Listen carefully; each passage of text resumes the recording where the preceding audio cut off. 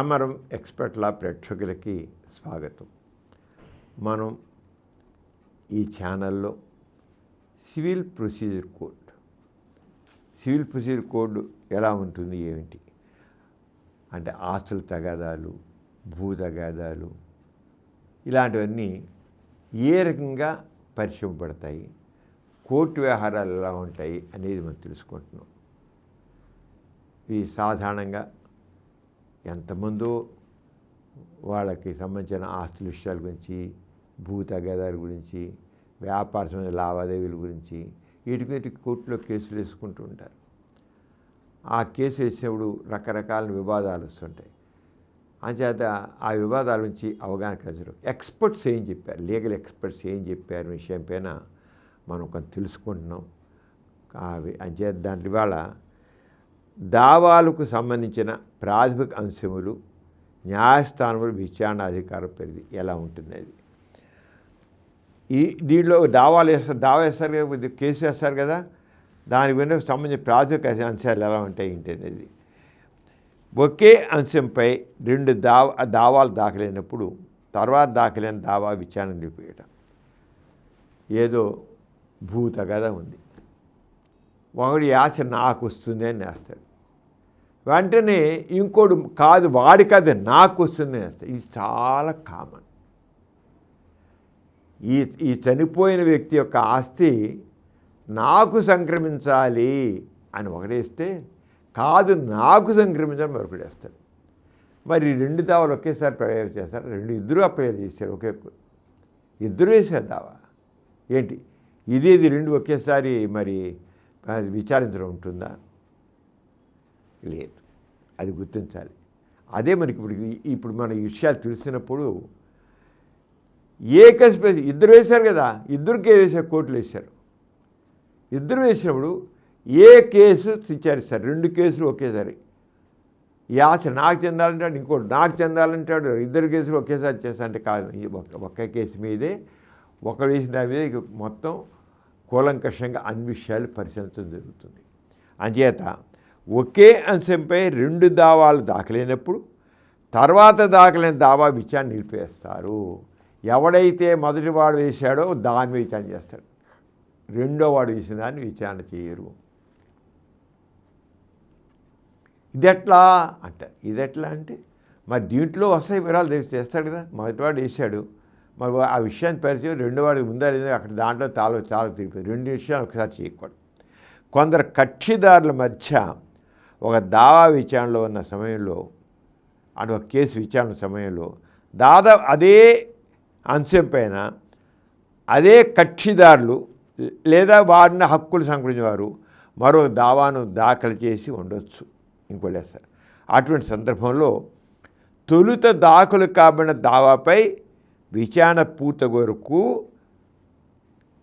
రెండో దావాని నిలిపివేయడం జరుగుతుంది. సదరు దావా అదే న్యాయస్థానంలో దాఖలు కాబడినా లేక మరేదైనా న్యాయస్థానంలో దాఖలు కాబడినా, ఇవాళ ఈ కోర్టులో ఇవ్వడం ఈ కోర్టులో వేయచ్చు, ఇంకో కోర్టులో వేయచ్చు. ఇక్కడ ఒకటి ఇక్కడ వేస్తాడు, ఇంకోటిలో వేస్తాడు. సదరు దావా అదే న్యాయస్థానంలో దాఖలు కాబడినా లేక మరేదైనా న్యాయస్థానంలో దాఖలు కాబడినా లేక కేంద్ర ప్రభుత్వం చే భారతదేశం వెలుపల ఏర్పాటు చేయబడిన ఏదైనా న్యాయస్థానంలో దాఖలు చేయబడినా, సుప్రీంకోర్టులో దాఖలు పడినా ఇదే నియమం వర్తిస్తుంది. ఇవాళ ఒక కోర్టులో ఒకటి వేశాడు, నాకు ఈ ఆస్తి కావస్తుంది, నేనే వారసుని. రేపు ఇంకోటి వేస్తాడు, ఇంకో కోర్టులో వేస్తాడు. ఇక్కడ ఎవడు ముందు వేశాడు అంతే లెక్క. ఎవడు ముందు వేశాడని, అది నిమిషాల ముందు కావచ్చు, గంటల ముందు కావచ్చు, పూటల ముందు కావచ్చు, రోజుల ముందు కావచ్చు, లేదా నెలల ముందు కావచ్చు, అదే ముందు విచారణ తీసుకోబడుతుంది. ఎక్కడ చోట ఒకటి ఉండాలి రూలు, ఈ rule hard and fast rule. ముందు ఎవరైతే దాఖలా చేశారో దాన్ని బట్టే. కానీ ఒకటి మాత్రం గుర్తించండి, దావా వేసిన కేసు వేసినంత మాత్రాన వాడి తరపునే తీర్పు వస్తుంది అనుకోవద్దు. కోర్టు అనేది న్యాయస్థానం న్యాయాన్నే ఆలోచిస్తుంది, న్యాయాధిపతి న్యాయాన్నే చెబుతాడు. అందుకని ఒక విషయం మీద ఇద్దరు వేసినా ఒకటి ఇచ్చారు కదా, వాడికి న్యాయాధిపతి మొత్తం ముందు వెనకని ఆలోచిస్తారు కదా. ఆలోచించాడు. వాడు వేశాడు కనుక భారతీయుడు తీర్పు వస్తుంది, ఎవడు ఏం బాధపడి పోస్ట్ లేదు. అంటే న్యాయం గురించి తెలుసుకోవాల్సిన అవసరం ఉంది. ఒకే అంశం సంబంధించి 2 దావాలు దాఖలు కావినప్పుడు ఆ 2 దావాలను విచారించడం వలన అనవసరంగా కాలహారం జరుగుతుంది. వీడు వేసాడు, ఒకే కోర్టులు వేసాడు, వీడితో అవుతాడు, మళ్ళీ రెండోవాడు వాదింటాడు, మళ్ళీ అది ఇది ఆ కోర్టు, అనవసరంగా కాలహారం. అంటే ఒకే విషయం మీద 2 దావాలు పడ్డవాడు ఒక్క దావా గురించే ముందు చెల్లితే అనవసరంగా వేసి. అంతేకాక అటువంటి దావాలు 2 విభిన్న కోర్టులో దాగలేడు. ఒకడేమో ఒక కోర్టులు వేస్తాడు, ఇంకో కోర్టులు వేస్తాడు. వేసినప్పుడు పరస్పర విరుద్ధమైన తీర్పులు వెలువడికి అవకాశం కూడా ఉంటుంది. ఇక్కడ న్యాయవాదికి వచ్చినటువంటి వీళ్ళు ప్రవేశపెట్టినటువంటి సాక్ష్యాలు బట్టి, కొంత సాక్షులు బట్టి వీడు తీర్పిస్తాడు. ఇంకో కోర్టులో వాడు ప్రవేశపెట్టిన కొన్నేమో చూపించకుండా దాచేసి కొన్ని పెట్టచ్చు, వాడు ఇంకో రకంగా ఇవ్వచ్చు. ఈ సాక్ష్యాలు ప్రవేశపెట్టేటప్పుడు కూడా కొన్ని దాచేయడం ఉంటుంది, కొన్ని సాక్ష్యాలు దాచేయడం జరుగుతుంది, కొంత సాక్షులు రాకుండా ఉంటుంది. అప్పుడు వీడు ఇలా ఇస్తాడు, రెండవడు ఇంకో రకంగా ఇవ్వచ్చు. ఇదంతా గందరగోళం అండి. అంచేత ముందు ఒక న్యాయవాది తన ముందు ప్రవేశపెట్టిన సాక్ష్యాలు బట్టి, సాక్షులు బట్టి తీర్పిస్తాడు. కావాలంటే ఆ తీర్పు నీకు అనుకూలంగా లేదు, సరిగా ఏమిటి అప్పీలుకు వెళ్ళు. అంతేగాని ఒకేసారి 2 కోర్టుల్లో ఒకే వాదన జరగడం ఉండకూడదు కూడా. కాబట్టి దీని మీద అప్పీల్కి వెళ్ళండి. ఇది తప్పు, ఇది కాదు, ఈ విషయం చెప్పలేదు, నీకు ఇంకో పై కోర్టుకు వెళ్ళచ్చు. ఇటు పరిస్థితి నివారించే నిమిత్తం ఈ సెక్షన్ ఏర్పడదు. అటువంటి సందర్భంలో ఒక దావాను నిలిపివేయాలని ఈ సెక్షన్ ఉద్దేశం. అంతేకాకుండా ఏ దావా విచారణ నిలిపివేయాలనో కూడా ఈ సెక్షన్ స్పష్టం చేస్తుంది. 2 దావాలు ఆలస్యంగా దాఖలైన దావా నిలిపివేయాలని చెప్పడు. ఇదేంటండి అన్యాయం? అసలు వాడు వేసింది న్యాయం లేదు దాంట్లో. వాడికి ఏదో వాటాకాలను వేసాడు, అసలు అన్యాయం. అసలు వార్తలు మేము అది అన్యాయం దాన్ని ముందు తీసుకుంటారండి మీరు విచారణకి. అసలు న్యాయం మేము మా తెలిసి వాడేసిందని మీరు ముందు విచారణకి తీసుకున్నారు అని అడిగేవాళ్ళు ఉన్నారు. అయినప్పటికీ ఎవడైతే ముందు వేశారో దావా వాళ్ళదే దృష్టి చేయడం. ఒకటి మాకు గురించి మళ్ళీ చెబుతున్నాను, న్యాయస్థానంలో న్యాయమూర్తి అన్ని వైపు నుంచి ఆలోచించే దానికి తీర్పు ఇవ్వడం జరుగుతుంది. కేసు వేసిన మాత్రాన అతనికి అనుకూలంగానే వస్తుంది అనుకోకూడదు. కొద్ది ఓపిక పట్టండి, తీర్పు మీకు అనుకూలంగా రావచ్చు, లేదా అప్పీల్కి వెళ్ళచ్చు. వద్దేనంటలే కదా, అంచేత ఆరంగా చేయొచ్చు. ఒకసారి న్యాయస్థానం చేత పరిష్కరింపబడిన వివాదంపై తిరిగి విచారణ జరపరాదు. వాడు తీర్పు ఇచ్చాక మళ్ళీ అదే కోర్టులో ఈ తీర్పు సరిగా లేదు, మళ్ళీ వేయండి అనడానికి మాత్రం లేదు. అయినప్పుడు ఇది కొంత వివాదాస్పదంగానే ఉంది. ఎవరైనా కక్షిదారుల మధ్య గల వివాదంలో ఒక న్యాయస్థానం విచారించి తీర్పును వెలువరించి ఉండొచ్చు. అయితే తదనంతరం అదే అంశములకు సంబంధించి అదే కక్షిదారుల మధ్య లేదా వారి నుండి హక్కులు పొందిన వారి మధ్య ఆ తర్వాత మరొక దావా దాఖలు చేయ కాబడినట్లయితే అటువంటి దావాపై ఏ న్యాయస్థానం విచారణ జరపరాదు. ఈ కోర్టులు వేశారు, అక్కడ న్యాయవాది తీర్పిచ్చాడు, ఇది కాదు అది అని చెప్పి మళ్ళీ కేసు వేస్తే అక్కడ జరపడం వీలు లేదు. అది మర్చిపోండి. అక్కడ కాంటే అప్పీల్ చేసుకోండి. ఈ సెక్షన్ సంబంధించి ఏ దావాపై ముందు విచారణ జరిగి తీర్పు వెళ్ళింది అన్నది ప్రధానం, అంతే తప్ప ఏ దావా ముందు దాఖలైన ప్రధానం కాదు. ఒకే వివాదం లేక అంశం సంబంధించి 2 సార్లు విచారణ జరగరాదనేది ఒకే అంశం పైన 2 సార్లు విచారణ జరగడం అనవసరం అని మామూలుగా అంటారు. కానీ అది ప్రాతినిధ్యం. దీని న్యాయ పరిభాషలో రెస్ జ్యూడికేటా అంటారు. ఇప్పటికీ అంశములకు సంబంధించి సుప్రీంకోర్టు, హైకోర్టులు విలక్షణమైన తీర్పులు వెలుస్తున్నాయి. దీన్ని బట్టి ఈ సెక్షన్ యొక్క ప్రాధాన్యతను అర్థం చేసుకోవచ్చు. రెస్ జ్యూడికేటా అనే పరిధి చాలా విస్తృతమైంది. అంటే ఒక నిమిషం తీర్పిచ్చాక మళ్ళీ అదే దాన్ని చేయడం అనవసరం అనేది, కానీ వేసుకోవచ్చాను.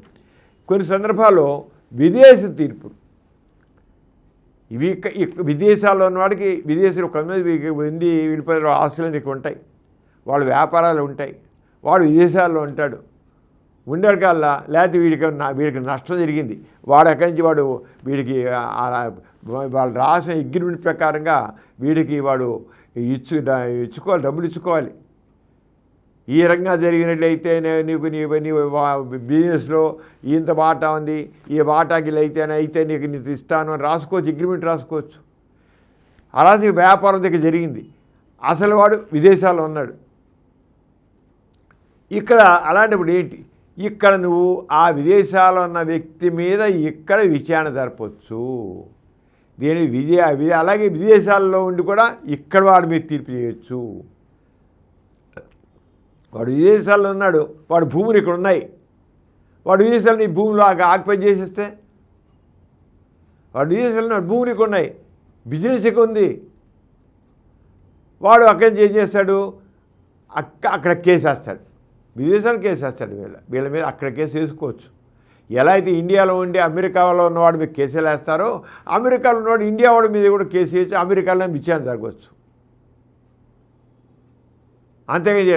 అయితే ఇంకొక విషయం తెలుసుకోవాలి, ఏమిటి అనేది, విదేశీ న్యాయస్థానం చేత వెలువరించబడిన తీర్పు, విదేశాల న్యాయస్థానం తీర్పు యొక్క అధీకృత నకలు భారతదేశంలో న్యాయస్థానంలో దాఖలు చేసినప్పుడు సాధారణ తగిన అర్హత గల న్యాయస్థానం చేత తీర్పు వెలువరించబడినట్టుగా పరిగణించబడుతుంది. ఎవడైనా అక్కడ న్యాయస్థానం ఉందే, దానికి తగిన అర్హత ఉన్నది, దాన్ని నేను రికగ్నైజ్ చేస్తాను నీకు అనాలి.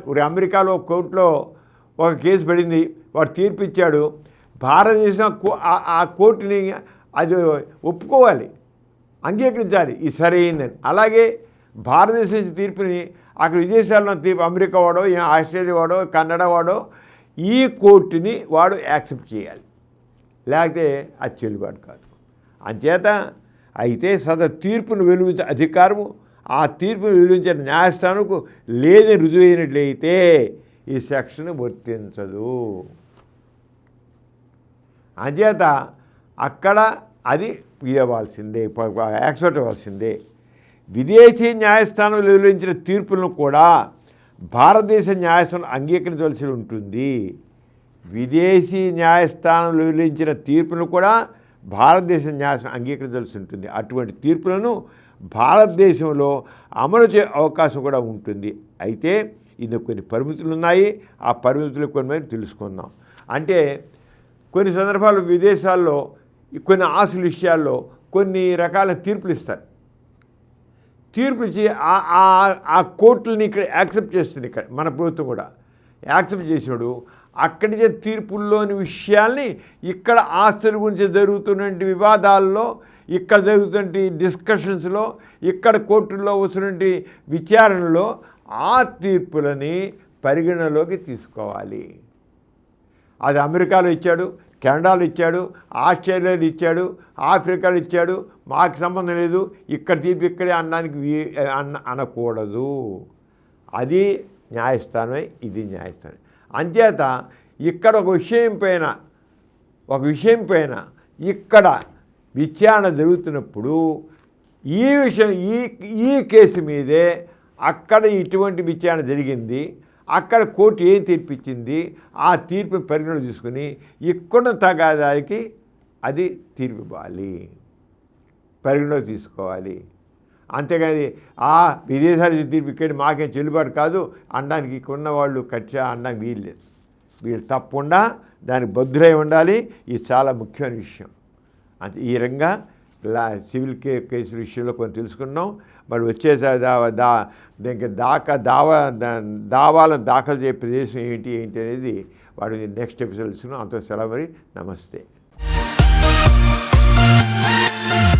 ఈ కార్యక్రమం మీకు ఎంతో నచ్చింది కదా. ఇటువంటి మరిన్ని వీడియోల కోసం అనతి కాలంలోనే 21 కోట్ల వ్యూస్ సాధించిన సమరం ఛానల్ సమర్పించు సమరం ఎక్స్పర్ట్ల ఛానల్కు సబ్స్క్రైబ్ చేయండి, లైక్ చేయండి, మీ ఫ్రెండ్స్కి షేర్ చేయండి. అలాగే ప్రక్కనున్న గంట సింబల్ని ప్రెస్ చేయడం మర్చిపోకండి.